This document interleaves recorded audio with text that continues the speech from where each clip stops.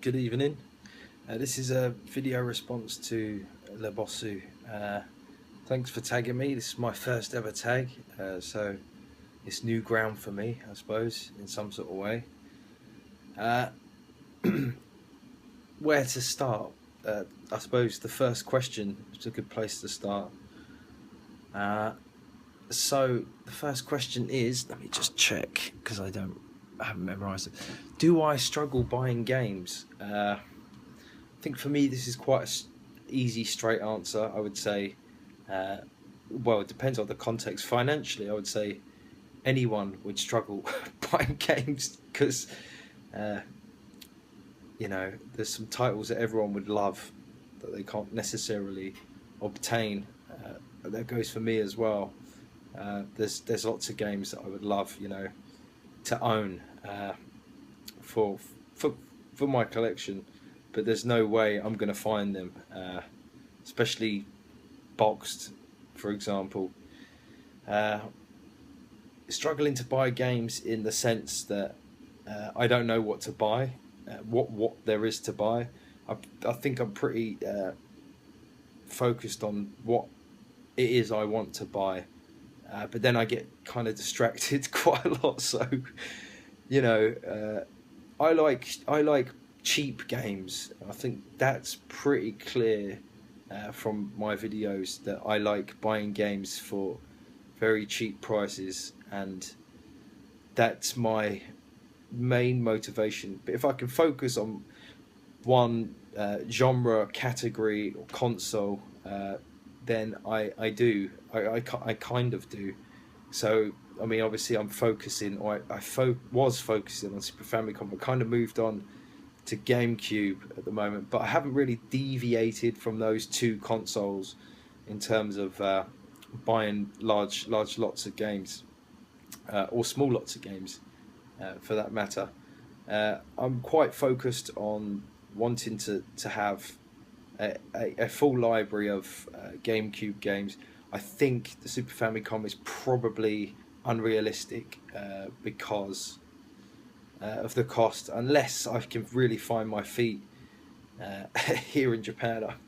I don't know, it's kind of it seems unrealistic, basically. There's some games that are $1,000 each, like Iron Commando and Rendering Ranger, and just those kind of prices are just ridiculous. Ghost Dancers,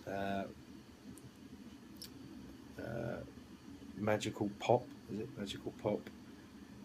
It's just a few games. There's like 10 or 20 games that you could spend $20,000 on, over £10,000. I just think it's unrealistic that I'll ever get my hands on those. Maybe one or two if I'm really lucky.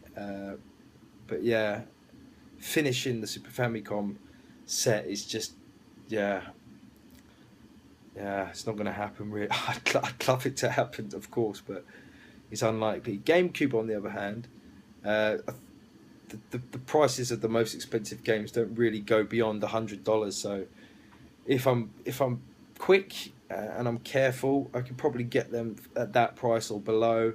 And get them as soon as I can, because otherwise they are going to increase in the short future, I'm sure, near future. Yeah, so that wasn't a short answer, was it? Second question: have you regretted selling any games or trading any games in? Yeah, I've traded in tons of games to Game Station in Sutton. I've traded to X Electrical in Kingston when that was around, to CEX in Kingston. I traded in so much. I mean, I've traded in both Suikudens. I traded in. I tried to even trade in Chrono Trigger, and Game Station wouldn't take it because it was American format. But the bloke behind the counter offered to buy it off me privately, and then his manager told him to shut up. It was a female manager. I don't know if anyone remembers her, but female manager from Game Station. She moved to Epsom branch soon after that. Those were the days. But one thing I do remember, which really it's actually a terrible game, but it was Lord of the Rings for the SNES. But it was boxed and mint, absolutely mint. and I went in to trade a load of games in, and I traded in. I got a bit of money for it. Went outside, checked the receipt. I got £1, £1 for a boxed Super Nintendo game. After that experience, I'm not sure. I don't think I traded in anything after that. Anything of value, anything of like sentimental or intrinsic value to myself, I avoided trading in after that. Because yeah, that was a bit of a choker. That the game itself is pretty crap, but to having I had it in the collection.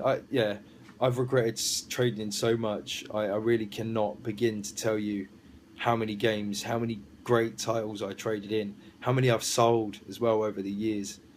Uh, yeah, yeah. I literally have massive regrets over that. So probably not worth thinking about. Breaks my heart, to be honest. So, third question: if you could play a game again and not know anything about it, what would it be? So that for me would definitely have to be Morrowind on the original Xbox, and probably the Xbox version again. Not that I played the PC version. It's just like nowadays, if I played the PC version, I'd have access to the internet. I'd be tempted to use a guide or whatever.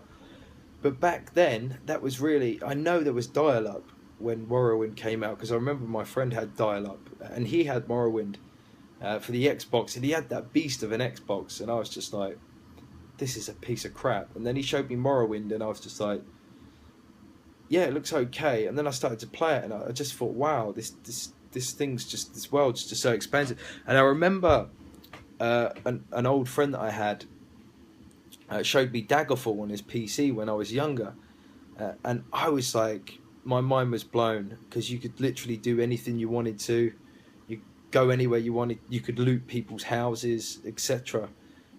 And that when this other guy showed me Morrowind, it took a while to click, and I was like, this is the successor, or one of the successors, and it was part of the Elder Scrolls series. And it wasn't long after that I bought myself the original Xbox, just to play that game. I mean, literally, just to play Morrowind, and I spent hours and hours and hours playing that game. And I remember the sound of the rain in the game, the music, the amount of terrain you had to cover, and the depth of the game.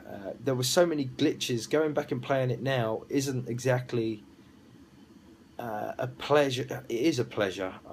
I love it. I think it's one of the best free role-playing games. Free reign. You've got free reign role-playing games, open world role-playing games. There is. I prefer it to Oblivion. Skyrim was a great game. It's a toss-up between those two, which is the best from the Elder Scrolls series, because I didn't get to play Daggerfall and Arena myself, but I would say, yeah, Morrowind just absolutely blew my mind. I'd love to start it again, not knowing anything about it. Maybe pull the clock back a little bit as well, because it might look a bit dated. Yeah, but still, yeah, I think it would still hold up today because of the amount of depth it's got, the different paths you can take in the game, not just character-wise, but the choices you can make in the game, the guilds you can join and stuff like that. That's, for me, there's still stuff that I haven't done in that game, so you could just play it hundreds of different ways, so that would appeal to me. The fourth and final question, would I want to be buried with a console? You know what, I haven't given any of these questions any thought, because I just wanted to just say them, you say the answers naturally, so I didn't want to have like a script or anything like that. So for me, being buried with a console, I mean, I'm not religious. I don't think I'm going to take it to the other side, wherever the other side might be, the other side of Japan maybe, the other side of the continent, the other side of our solar system, Christ knows. Anyway, it's irrelevant. Would I want to be buried as a corpse with a console next to me?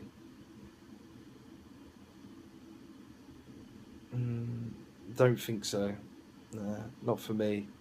I it's just maybe it's just kind of a waste of time for me. Uh, yeah, but that's not discrediting the question, because I do respect the notion and the idea behind the question. But for me, I wouldn't want to be buried with a console, and it's not because I know someone said that it's because they wouldn't want to waste a console. For me, it's like the pointlessness of burying myself with a console.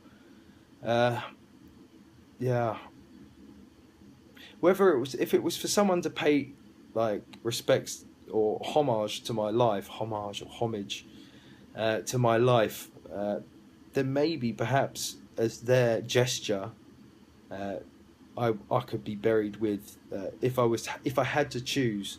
This is quite a convoluted answer. If I had to choose, I would choose probably a Super Nintendo. So yeah, I chose one in the end. So sorry about the long answer. But yeah, that is my VR response to Lebossu, and hopefully it's been reasonably informative. And thanks again. Take care. Bye bye.